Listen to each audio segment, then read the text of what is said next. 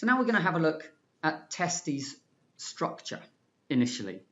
So remember we talked about the seminiferous tubules, and here again at the bottom right is an image of a seminiferous tubule. And so if we look at the top left, you can see here is your testes, and this is what the seminiferous tubules look like. And as I said, in each testes you've got about 300 meters of these seminiferous tubules. And the seminiferous tubules are made up of the Sertoli cells. So basically the Sertoli cells make them up, and the Leydig cells sit just outside them. Remember, it's the Leydig cells that are stimulated by LH, produce testosterone, and the testosterone can act on the Sertoli cells to stimulate spermatogenesis. Remember as well, FSH, follicle stimulating hormone, also stimulates the Sertoli cells, and together they drive spermatogenesis. And the sperm basically mature from the outside portion of the seminiferous tubule inwards towards the lumen, and when they mature and they're in the lumen, they can pass out into the epididymis, where they mature and get concentrated and then pass out through the vas deferens. So the Leydig cells, as we've already talked about, these release testosterone. What is stimulating the Leydig cells? It's luteinizing hormone. So luteinizing hormone released from the anterior pituitary stimulates the Leydig cells. The Leydig cells then produce testosterone and small amounts of other steroids such as your estrogen and dihydrotestosterone. Remember what testosterone does. Testosterone inhibits the release of GnRH from the hypothalamus, and it also inhibits LH production from the anterior pituitary. That's its negative feedback. And the testosterone that is produced in these Leydig cells can either act on these Sertoli cells, as I've already said, to help in spermatogenesis, or it can be released into the blood, where it can have actions outside the testes.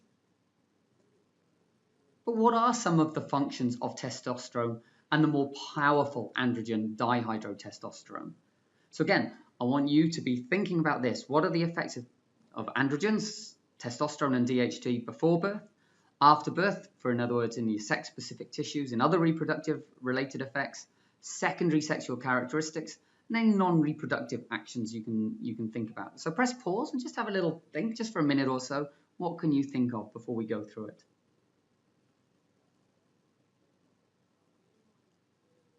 So before birth, it's involved in sex determination, and we'll talk about that in a later session.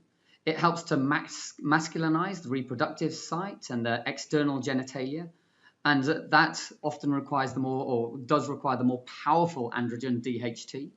It promotes descent of the testes into the scrotum, so they don't remain inwards. Afterbirth effects leads to puberty or stimulates puberty. As we've said, growth and maturation of the reproductive system. It's essential for spermatogenesis, and it helps to maintain the reproductive tract during adulthood. Other reproductive related effects, it helps to develop or drive your sex drive. It controls through negative feedback, LH, GnRH, and through GnRH, FSH release, so that's that negative feedback loop that we've already talked about. Secondary sexual characteristics, you've got the male pattern hair growth, thickening of the vocal cords, it promotes muscle growth and a thicker skin. And related to the skin, of course, it also stimulates oil secretion by the sebaceous glands, and that's one of the most striking, it's most obvious and most striking during puberty when people have those higher testosterone surges going on. And non-reproductive actions, it's a protein anabolic effect. It promotes bone growth at puberty, and it can induce aggressive behavior. So how long do the testicles, if you like, and testosterone remain active? But testicular efficiency, it lasts for somewhere between 45-50 years.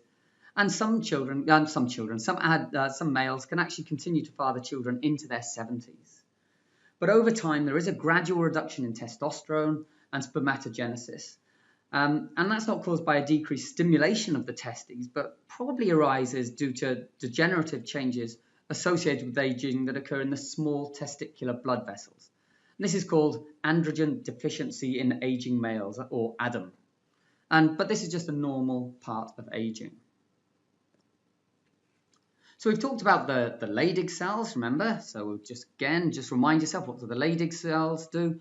What are they stimulated by? They're stimulated by luteinizing hormone, and they go on to produce testosterone, and that testosterone can act on the Sertoli cells or be released into the rest of the system. Now, the Sertoli cells themselves, they make up the seminiferous tubules, and as we said, there's about 300 meters worth in each testes. They nourish the germ cells, the spermatogonium, and they help to support spermatogenesis. And if we take this is just we're going to have a look at this little region in a second, okay? So we're going to take a snapshot of the seminiferous tubule. But remembering what the Sertoli cells also do, they help to secrete inhibin, so therefore negative feedback at the level of the anterior pituitary on FSH production, and they help to convert testosterone to DHT or estrogen or estradiol. So like I said, we're just going to take a little look at a snapshot of a seminiferous tubule in a second. So, spermatogenesis. We start off with a spermatogonia. Okay, hang on, let's bring that image up for you. There we go. So we've got our spermatogonium, and that's on the outside portion of the seminiferous tubule. And over time, these have 46 chromosomes. And these, over time, are converted to spermatozoa, which have 23 chromosomes. Because, of course, you need 23 chromosomes from the sperm to fuse with a 23 chromosomes egg. Division and maturation of the spermatogonium to a mature sperm takes about 64 days. And at any time, given time, the different seminiferous tubules are all in different stages of spermatogenesis, meaning that up to several 100 million sperm can potentially be produced every single day. And there are 3 stages.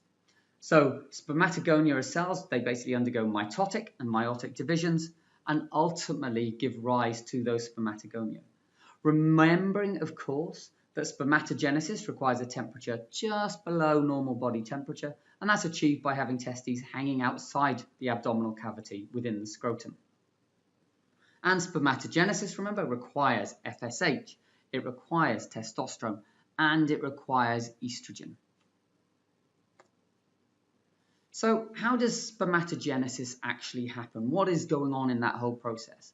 Like we've already said, you need mitosis to occur and you need meiosis to occur.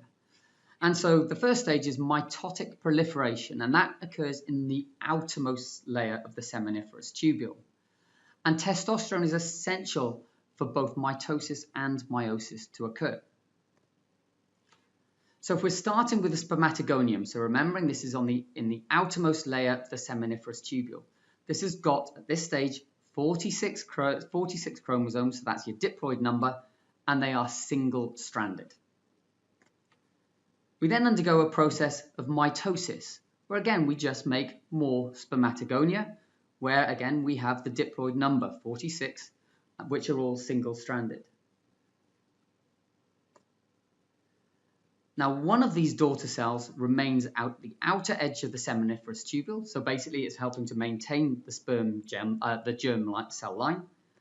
And one daughter cell moves towards the lumen, so basically they're starting to mature inwards towards the lumen to produce the mature spermatozoa. We then undergo another process of mitosis. We've done mitosis once, and we've done mitosis a second time. And then we go again, mitosis a third time. And this is when we end up with our primary spermatocytes.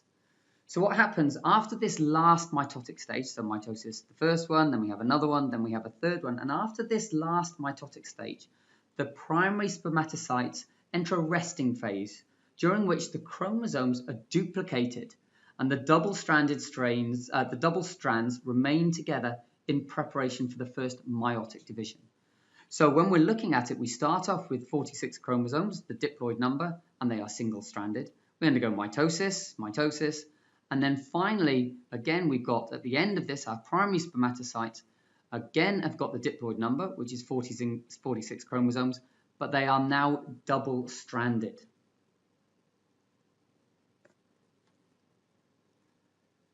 So during 2 meiosis rounds, which are about to follow, the primary spermatocytes, which we just talked about, form 4 spermatids.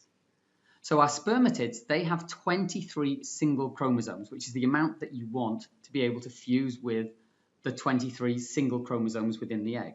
So then there's no further division that's taking place. So again, we have, remember, our primary spermatocytes. We have 4 of those in this case. Looking at this, these are 46 number of chromosomes. That's the diploid number, and they are double-stranded. They then undergo a process of meiosis. And during this process, each primary spermatocyte with diploid 46 double chromosomes forms 2 secondary spermatocytes with a haploid number of 23 double strands. So they've basically gone from 46 double strands to 23 double strands and 23 double strands. And then during that second meiosis stage, they form the spermatids, where this time they've further separated apart or gone through meiosis. And again, they have 23 chromosomes, but they are now single-stranded. So you can see from at the end of mitosis, we formed all the DNA that we intend to form, and now it's just a case of meiosis occurring where we're not making any more DNA, we're just splitting the cells apart to come up with spermatids, to put it very, very simply. So that second meiotic division leads to the production of the spermatids. So then theoretically what you've got is you've got one spermatogonium produces 4 primary spermatocytes. One primary spermatocyte produces 4 spermatids. So therefore theoretically you get 16 spermatids and therefore spermatozoa could be produced. So whilst theoretically you can get 16 spermatozoa from one spermatogonium, in reality, many are lost at various stages, so the efficiency is well below this level. Just to remind you, testosterone is required for both mitosis and meiosis to occur during spermatogenesis. So at this particular stage, we've still got these spermatids, but these spermatids aren't mature in any way or form. So we need to extensively remodel and package these spermatids to form spermatozoa, and this occurs under the influence of FSH. So remember, testosterone has been doing its job up to now, and now follicle stimulating hormone, or FSH, needs to do its job, and it does the remodeling and packaging of the spermatids into spermatozoa. So the sperm are basically stripped down of their organelles, and cytosol are removed and then remodeled. And really, the organelles and cytosol are removed as these aren't needed to transfer the sperm's genetic material. Nucleus and mitochondria are still present because you've got to have the nucleus there to have the DNA, and they do require some energy, so therefore you do need to have the mitochondria. But the reality is that the sperm travel lightly, taking with them only the bare essentials to accomplish fertilization. So we've got our spermatids, and then under the influence of FSH, we get this removal of the organelles, and get removal of the majority of the cytosol, remodeling, and we go on to form our spermatozoa. So these are 23, which is our haploid number, and they are single-stranded, and these are the mature ones. They then go on, pass it into the lumen, and then on to the epididymis and vas deferens, etc., for maturation and passing out as required.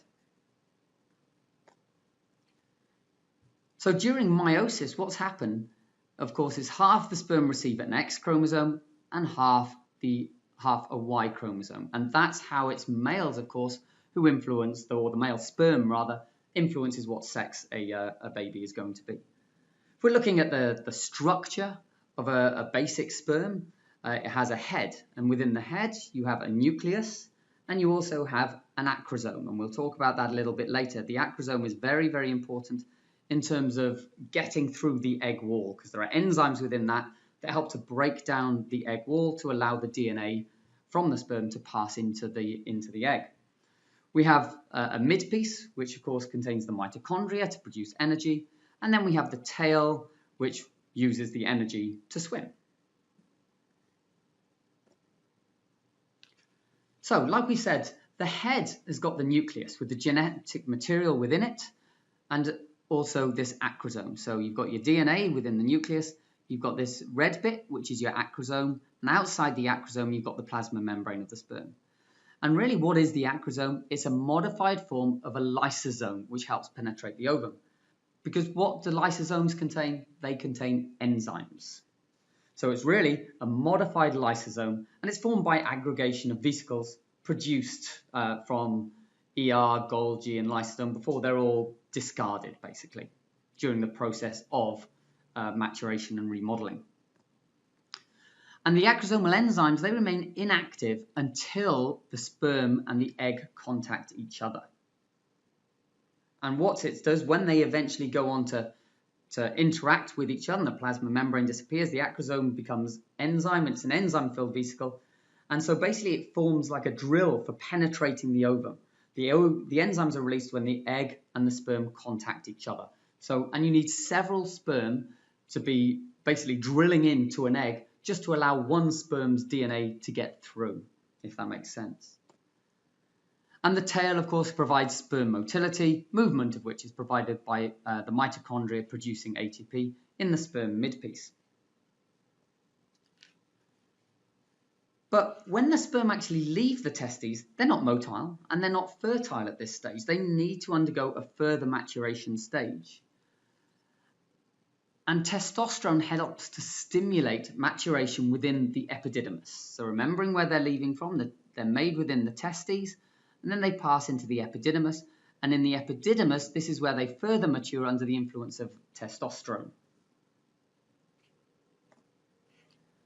At the same time, the sperm is concentrated about 100-fold within the epididymis by reabsorbing fluid that enters from the seminiferous tubules. Another molecule that's released is defensin, and this acts to enhance motility, but also helps to defend against microorganisms. And at this point, the sperm are slowly moved to the vas deferens by rhythmic contractions of the smooth muscle, where they can therefore be stored in preparation for release. And sperm can potentially be stored in the ductus deferens or the vas deferens for up to 2 months. As I said, maturation in the epididymis takes about 24 hours or so. And finally, the sperm are relatively inactive in the vas deferens, so they're being stored there, and they can be stored there for an extended period. They're nourished by simple sugars that are present within the vas deferens, but again, like I said, they're relatively inactive at this stage. So the accessory glands, therefore, contribute most of the semen, and we've already talked about this. It's the seminal vesicle that actually produces most of the volume of the semen itself. So the seminal vesicles empty into the last portion of the vas deferens. So again, if you're following through the pathway, you can see here's the vas deferens coming down, and there is your seminal vesicle, which releases the fructose and the prostaglandins, etc. You've got your prostate, which is releasing the PSA and the alkaline fluids. You've got your bulbourethral gland, which is releasing your mucus. So you've got all the different glands before passing in and through the urethra. So when the semen is or the sperm at this point passes through the ejaculatory duct from the seminal vesicle, this is the entry point into the urethra. The single prostate gland surrounds the ejaculatory duct and the urethra, as we talked about in an earlier slide, and the bulbourethral glands also drain into the urethra.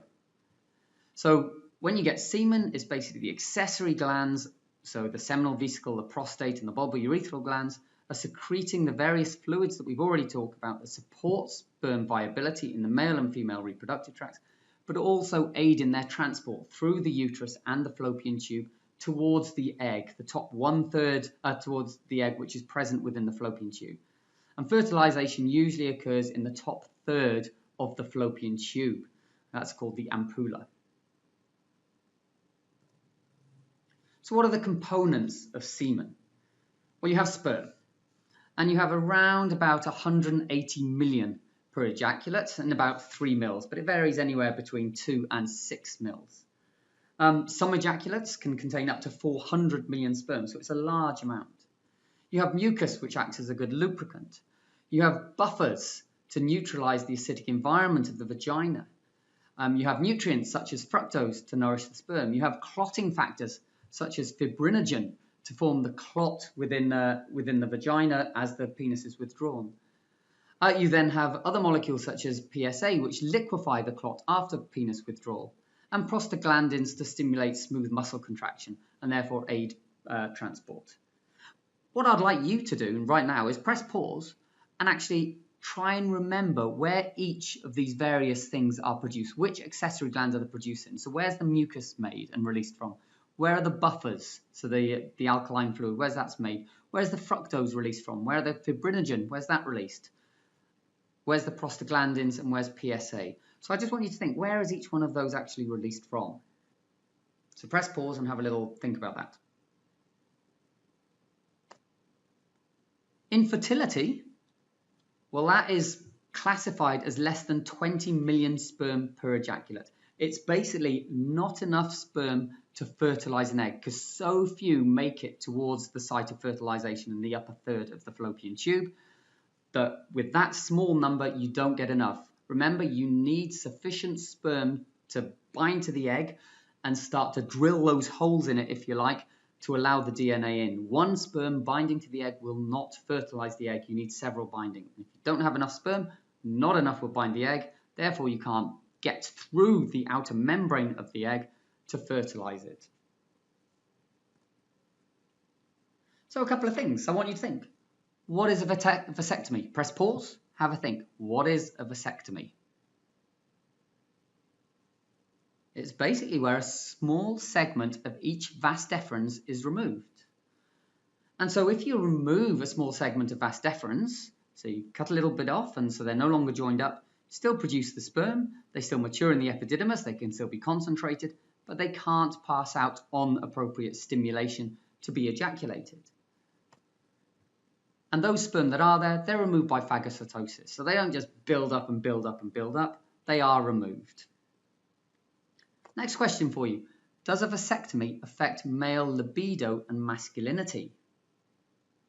Press pause, have a think. Simple answer is no. Testosterone activity is not affected because the Leydig cells secrete testosterone into the blood, so the testosterone is still being released.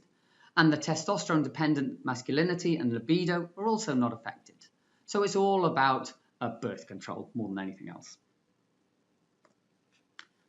So now a question for you. So which of the following are correct? So I'd like you to press pause, read each of the questions and just go true, true, false, false, and give yourself a little explanation, see if you know the answer in each case. Number 1. Testosterone is released from Sertoli cells and acts on adjacent Leydig cells in the seminiferous tubules to stimulate spermatogenesis. That is incorrect. Testosterone is released from the Leydig cells and it acts on the adjacent Sertoli cells within the seminiferous tubules to stimulate spermatogenesis. Number 2. Spermatogenesis occurs in 3 stages. The second of which is meiosis, where spermatids are formed with 23 single-stranded chromosomes. That is correct, yes. So the first stage is mitosis, the third stage is packaging, so the second stage is meiosis. Number 3. The acrosome of a sperm contains lysosomal enzymes that penetrate the ovum, thus allowing sperm DNA to enter the ovum. That is correct. Remembering, of course, you need several sperm to break down the egg membranes. Number 4, the final maturation of sperm occurs in the epididymis. That is correct. Final maturation occurs in the epididymis, and then you do get concentration there, and obviously other fluids during ejaculation from the seminal vesicles, etc., come in to form semen, but sperm maturation, final processes occur within the epididymis.